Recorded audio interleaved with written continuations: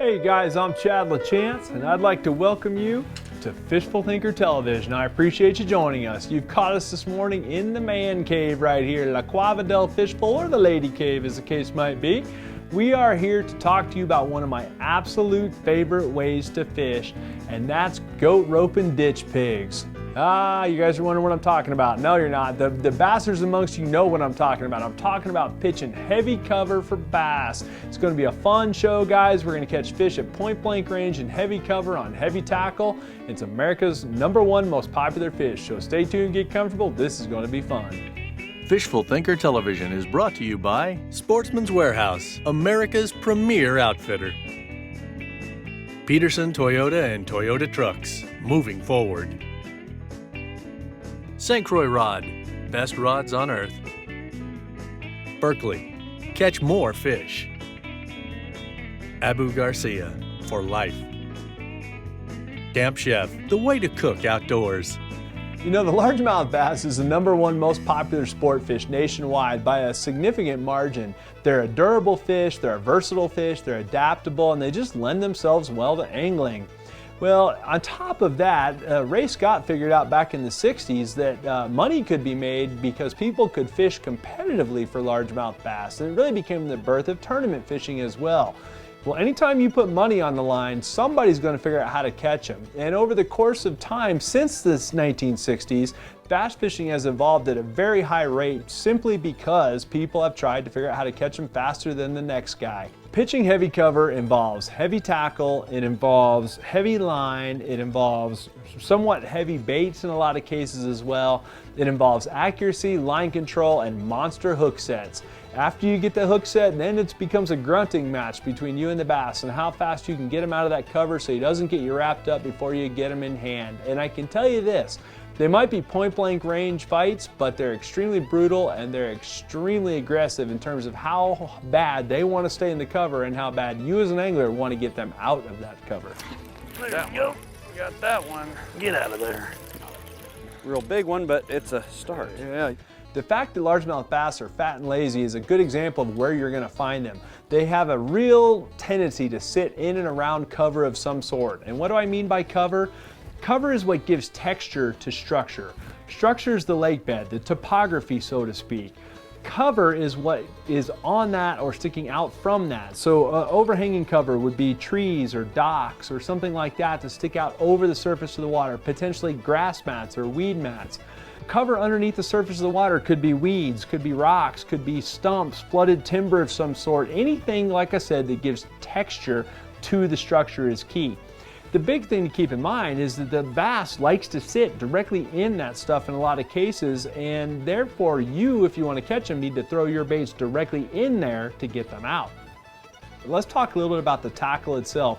In my mind, it's a medium heavy is the lightest rod we're looking at, and typically I'm going to be more in the heavy range. So my bass pitching and flipping rods are either a 7'1" medium heavy fast action St. Croix or a 7'4" heavy powered fast action St. Croix like this one right here.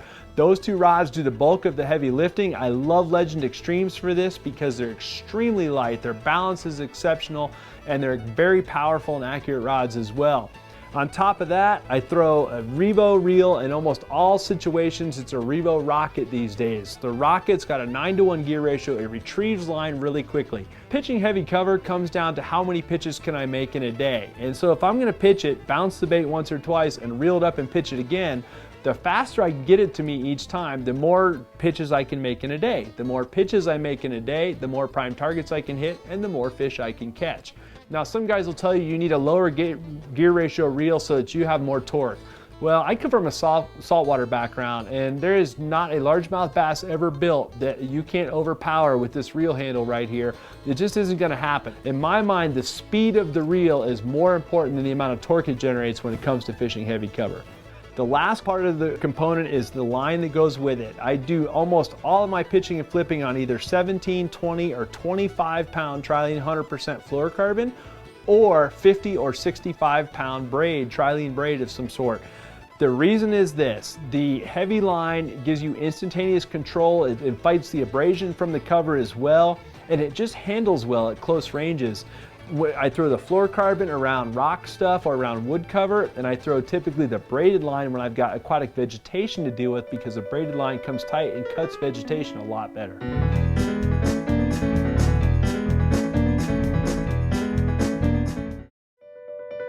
Fishful Thinker Television is brought to you by Ranger Boats, still building legends one at a time. Evinrude, spend more time on the water. Lawrence, find, navigate, dominate.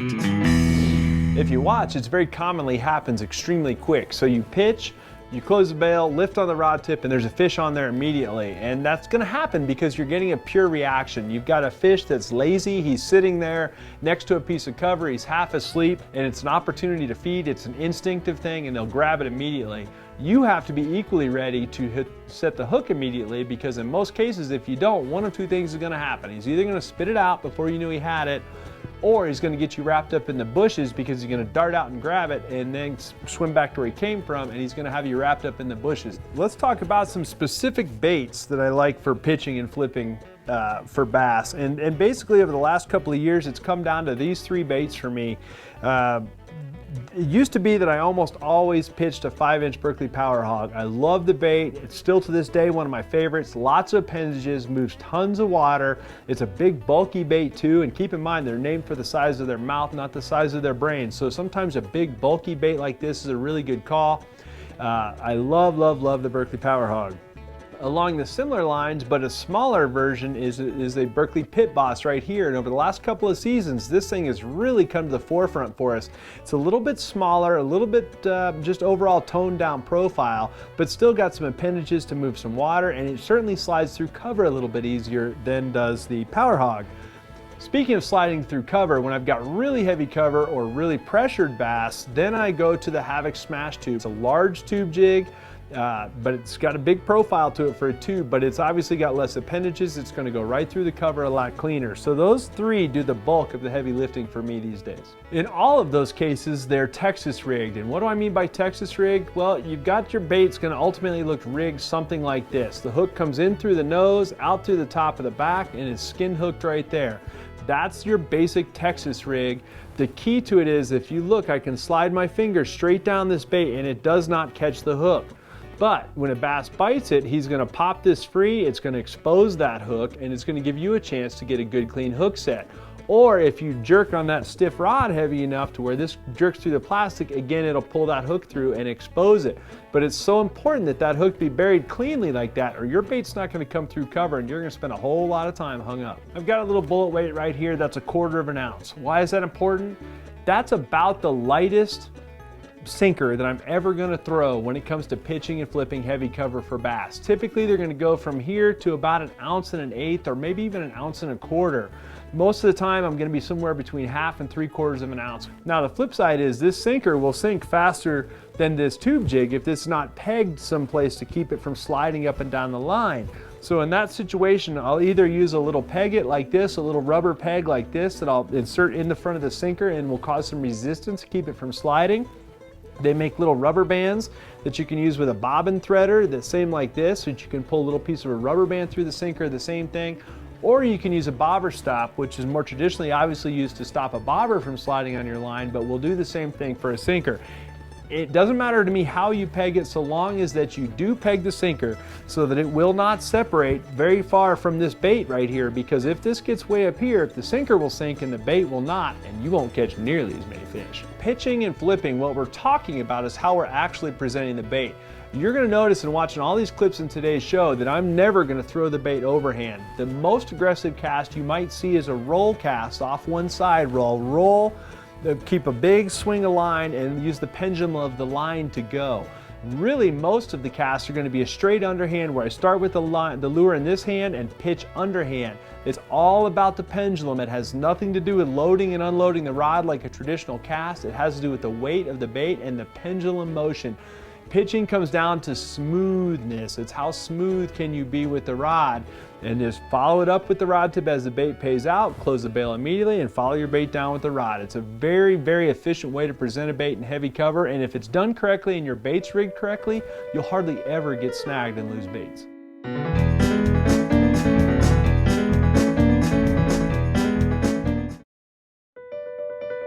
Fishful Thinker Television is brought to you by Camp Chef, the way to cook outdoors. Peterson Toyota and Toyota Trucks, moving forward. Lowrance, find, navigate, dominate.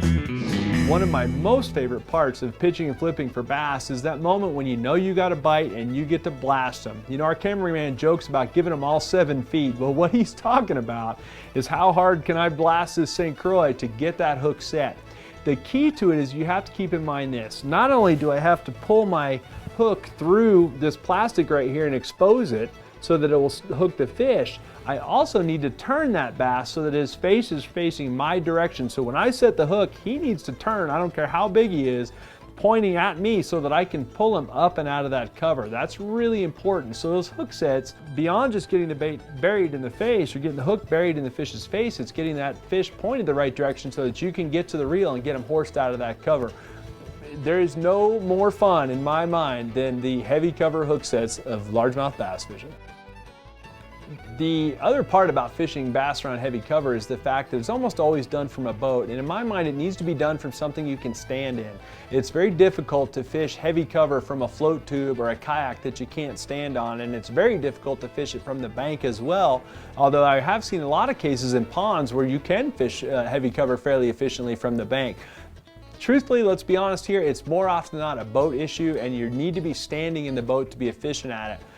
Also, keep in mind that that boat is going to be very tight to the cover in a lot of situations. You don't want your boat 30 feet from the cover making long pitches. That's typically a recipe for disaster. That's how you snag more baits, it's how you lose more fish, and it's generally how you're not efficient. You want to get your boat as close as possible to your cover, but you don't want to be spooking your fish. So a light and judicious use of a trolling motor is really key.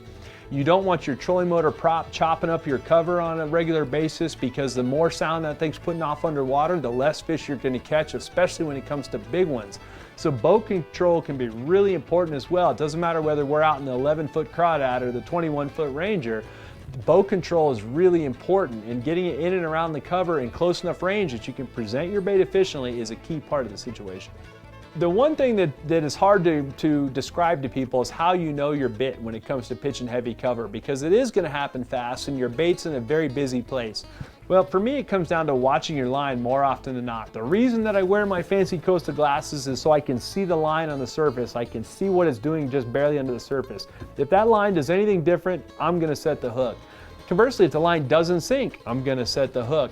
Occasionally you're going to lift on the bait, and as you lift on it, you'll feel a little extra weight, just a little heavier than it was when it just had the sinker on it. Well, that's going to be a good time to set the hook. Like this pitch.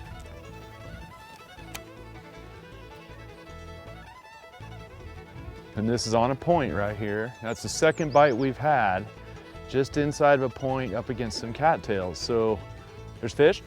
Got him. There we go. Oh, it's a horse too, guys. Look at this one. I think we'll stick with working points with cattails on them. This is a horse right here. Look at that one. Oh, easy fish. Oh, buddy, here he comes. Okay, hooked right in the top of the snout. Come here, come here. Come here, open your mouth. Open your mouth. Got it. Ugh. It's a chunky one. The bottom line is, at least in the beginning of your pitching and flipping career, you need to set the hook early and often, and you'll figure out that you're gonna get more bites than what you realize.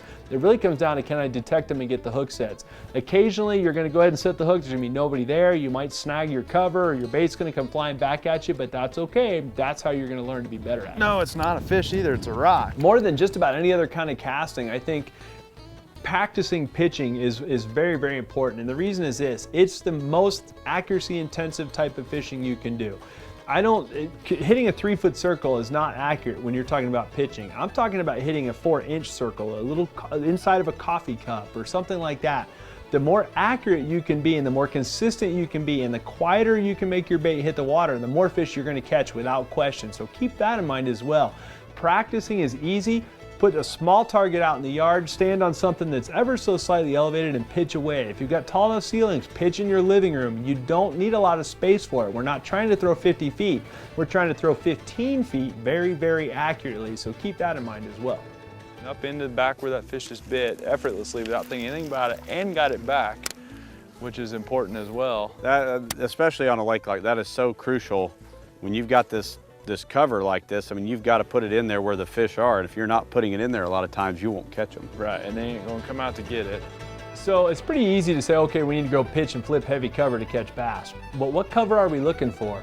Well, in my case, it very often comes down to either a mix of cover types or isolated cover. Isolated cover is a single standalone tree or stump, or a single rock that's bigger than the other stumps around it, or one dock that's separated from all the other docks.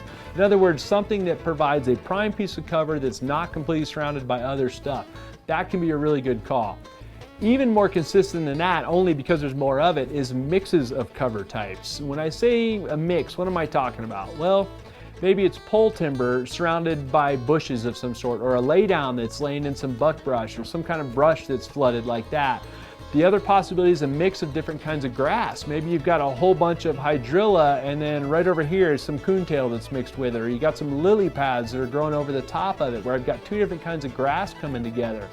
Or even it could be different kinds of rock, where I've got a whole bunch of rock and like a rock dam, and there's one log sticking out off it that floated up there. That's going to be a prime spot to catch bass. But the bottom line is I'm looking for something slightly different than everything around it, and if it is all the same, I'm looking for the biggest pieces. In my experience, it's been that the biggest bass will sit on the most prominent pieces of cover, and if you remove that bass, one of his buddies will move in right behind him.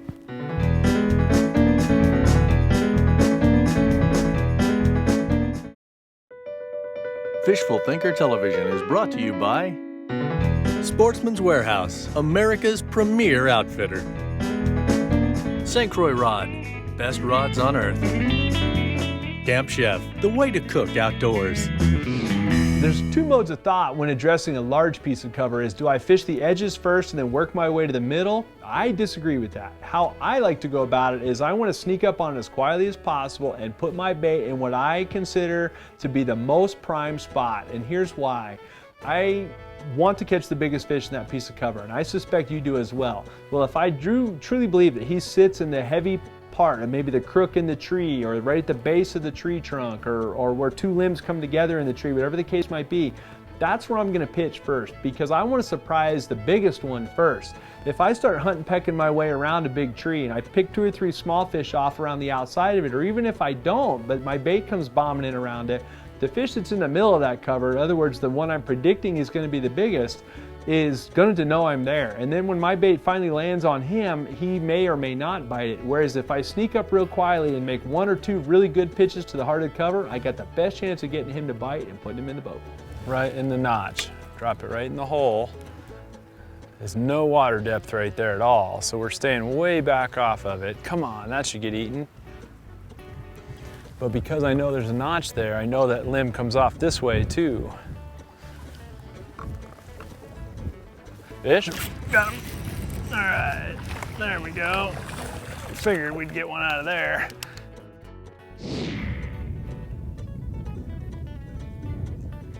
That's every bit of 10+ feet deep right there. Fish. Got him. Got him. Big one. Big one. Yeah, there we go. Finally got a decent one. I figured there'd be one in that tree. There we go. There you go. There you go. So that's why you fish the isolated cover, guys. And of course, you and I would agree that we would love to maximize our catch ratio. Sure. And if they're hitting a horizontal bait. There's one. That's a big one that's there. A nice one there. Whoa. Yeah, he's not as big as he looked, but he's on that horizontal. I think you called that one right, Kurt. You know, he was. The right. horizontal. I thought he's bigger than that. Boom! Got that one. There you go. I watched him come out and eat it, and I think he liked Iconelli's tube. Stuck right there. Ta-da! So our dissolved top water pattern that went away when the wind started blowing. We have made good adjustments. You know, we've caught just about as many fish pitching baits, and he got a big one too, don't you? I don't know if it's a big one, but no, it's not that big, but No, it's a good catch. it's exciting though. You got him. That's a nice one, dude. Yeah, and not he too was on bad. that single He bush was out on there this by single himself. laydown right here. I was looking over there and I could just see it under the water, and felt like I'd make a cast to it. And I Pretty wonder fish. why. So now we've gotten 2 species on one spot. What do you like about this spot, Curtis? Well, you know, you got all kinds of laydowns. It's a nice little inlet type of bay, not an inlet, but a little indentation type of bay, and one bush. Well, And that bush is right on the edge, right on the drop off, right on the edge of the cover. There ought to be a fish in there. Oh, nice one. there we go. Nice. There we go. Like you said, shallow or deep? Shallow This one or is shallow. deep? Yep. I'm just gonna hold him right here. Come out from underneath the boat. That's a beauty. And Into the get boat. up in here. All right. There nice we one. go, Bubba. Look at that, right in the top snoot, not coming off. That's a thick, chunky. I think it's safe to say we've made some decent adjustments. So there you have it, guys. Pitching heavy cover for bass. It's one of America's most favorite ways to fish, and it's certainly my favorite way to fish. So hopefully you guys have enjoyed this show. Get your heavy tackle out, get the goat rope out, get the Texas rig baits out, get some practice, get your accuracy and line control under control, and go and catch some fish. It's a really fun way to fish, and you can do it from just about anywhere you can see this show. So we appreciate you guys watching very much. If you'd like to join the conversation, please do so on Facebook, Instagram, or Twitter. We would absolutely love to see your own heavy cover bass. We appreciate you watching, and we'll see you next week. Time now for today's best catch, brought to you by Berkeley. I like this pitch.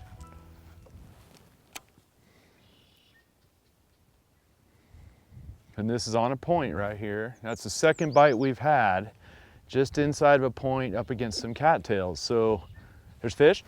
Got him. Ugh. He's a chunky one. Berkeley, catch more fish. Fish right here. Oh, I missed him. Fish, fish, fish, fish, fish.